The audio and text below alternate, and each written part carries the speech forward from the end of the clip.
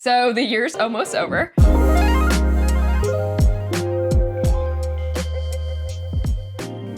Hey guys, welcome back. Let's do a November wrap up. I'll tell you what was good, I'll tell you what was bad, and then we'll go through my December TBR and new releases to be aware of for December. Okay, so first up we have After the Forest. I'm really glad that I got this in the Luma Crate. I think it was October, because I wouldn't have picked this book up otherwise, but I really actually enjoyed it. So it's a Hansel and Gretel retelling of their lives after they were trapped in the witch's cottage. The book takes place in the 1600s. It follows Greta, who is in her early 20s now, and to keep her and her brother Hans afloat, she sells gingerbread to the village using this spell book that she had taken from the witch's cottage when they escaped when they were children. The book takes place during the time of witch trials, so she has to be very careful with using the spell book to make these cookies so that she's not accused of being a witch. But then also she really needs to make money because Hans has a bunch of gambling debt. Also, there's this mysterious stranger in the village who becomes Greta's love interest. He's really secretive and she has things about him that she discovers as the book goes on. It was a lovely read, especially for the autumn season. It felt very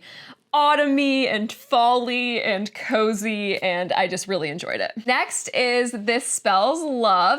This was our November Book of the Month poll winner. I do have a spoiler talk out there on this book if you are interested. This one is about 28-year-old Gemma, who has recently been dumped by her long-term boyfriend. One night a spell is performed that erases her ex from her past, but in doing so, this also erases her best friend Dax. The book then turns into a friends to lovers book.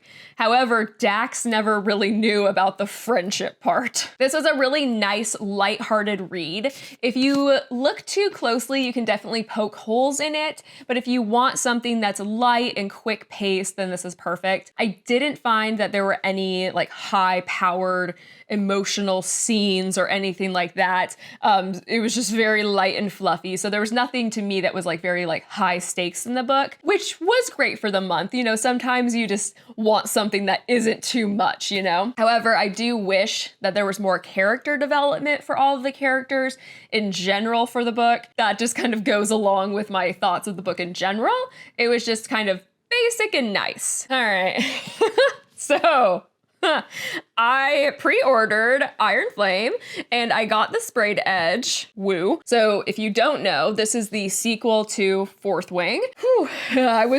So Fourth Wing ended on a cliffhanger, which I'm not going to go into any details because I don't want to ruin any of the book or anything if anybody hasn't read it yet. But it ended on a cliffhanger. So I was looking forward to reading this one because I was like, oh, let's just pick it right back up and see what happens. However, this one was very slow. It was way slower than the first. The first was very fast paced and I enjoyed reading it.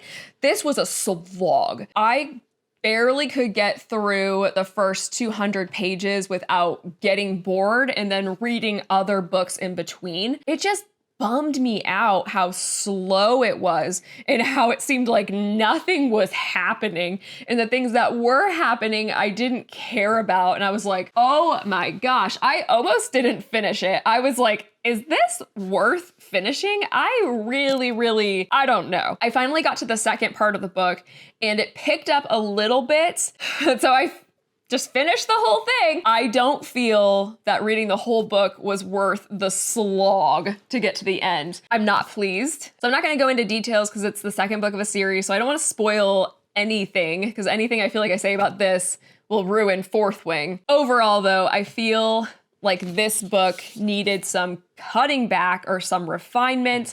I really just wish the author would have taken more time with working on this book instead of releasing it the same year as the first one. There was definitely potential in the book for the direction that it went in the plot, but in getting there, I just found it was very boring and repetitive. And unfortunately, I don't feel like I will be rushing to read the third book when it comes out. So I know it's supposed to be a 5-book series.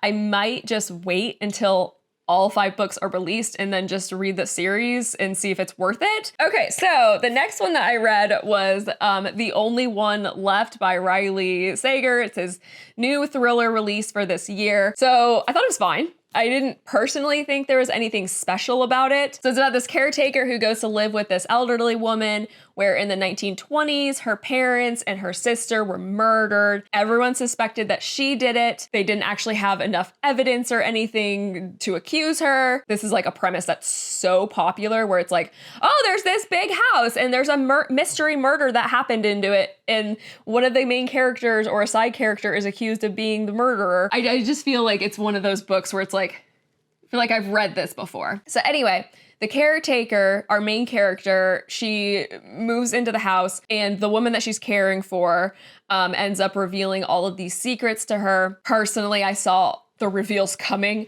just because it felt so obvious because again, it's something that I feel like I've read before. I think though, if you are new to thrillers, I think it'd be good. But for me, I've read a lot this year. I've read a lot of thrillers this year. And so for me, I was just like, yeah, I know exactly what's gonna happen. My next one that I read that I had on hold through Libby for a long time and it finally got available. I am actually surprised I liked this one. It was Business or Pleasure by Rachel Lynn Solomon. And it was a good book. I'm really surprised because I'm pretty sure that this author's book from last year, Weather Girl, had a spot or at least a mention in my worst of 2022 books video from last year. So I went into this with zero expectations. I was like, the premise sounds good, but I hated Weather Girl, so I don't think I'm gonna like it. Surprise, surprise, for as much as I disliked Weather Girl, I loved Business or Pleasure. The book is about 2 characters and they don't know each other and they have a one-night stand. The guy was horrible in bed, and then it turns out that the female main character is going to be the ghostwriter for our main male character's biography, the guy that she had the one-night stand with. They spend the book traveling together to different cons across the country so that he can do appearances, because he's like a teen show star. And during their time together, when they aren't working on the book, the female main character is giving the main male character some much needed sex lessons. The best thing about this book was the communication between the 2 main characters. It's so refreshing to read a book where the characters are so good at talking to each other and opening up. The miscommunication trope for me is one of my absolute least favorite tropes. So when a book actually completely leans the other way and has full-on communication being a trope, I'm absolutely thrilled. So that was a fun read. I recommend it. Next is the 7-Year Slip by Ashley Poston. This is another repeat author from last year. But with this one, I actually read the book that I read of her last year. I'm pretty sure that it had a mention on my best of 2022 books.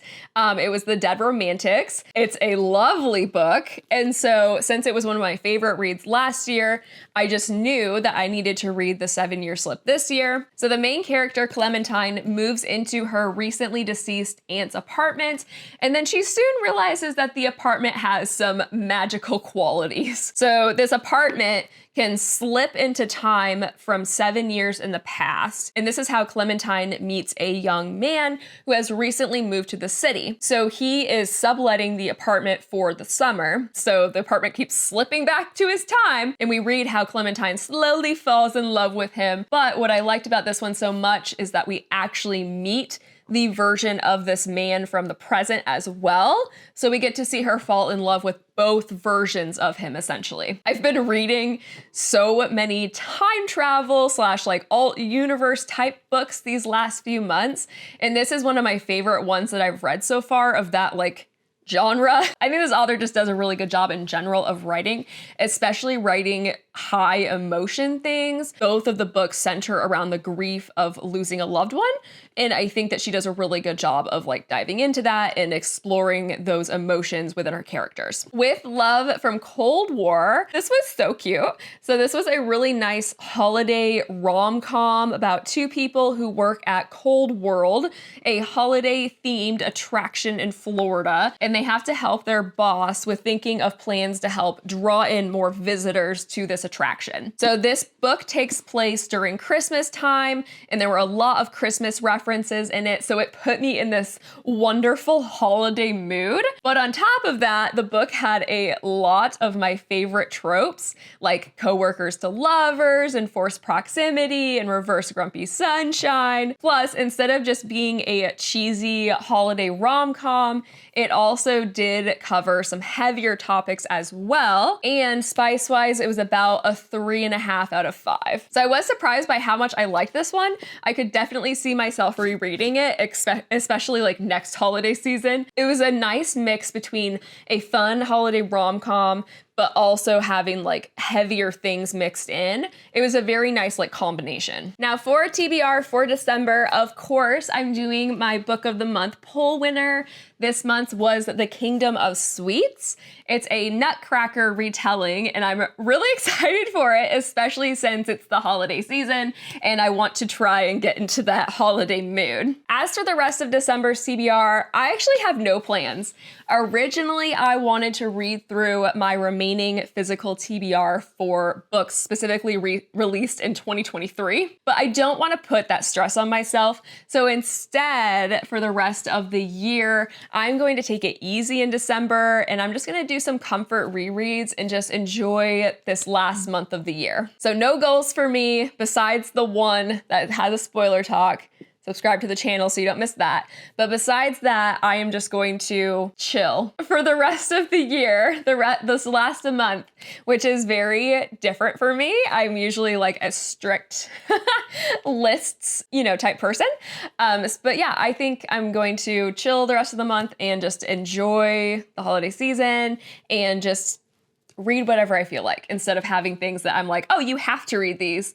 I'm just gonna chill. Now, December releases to be aware of: Ruthless, Vows by Rebecca Ross, The Fake Mate by Lana Ferguson, and The Fake Out by Stephanie Archer. So that's it for me today, guys. I hope you have a lovely rest of the year. Find some awesome things to read. As always, thank you so much for watching. Don't forget to like, comment, and subscribe, and we'll see you next time.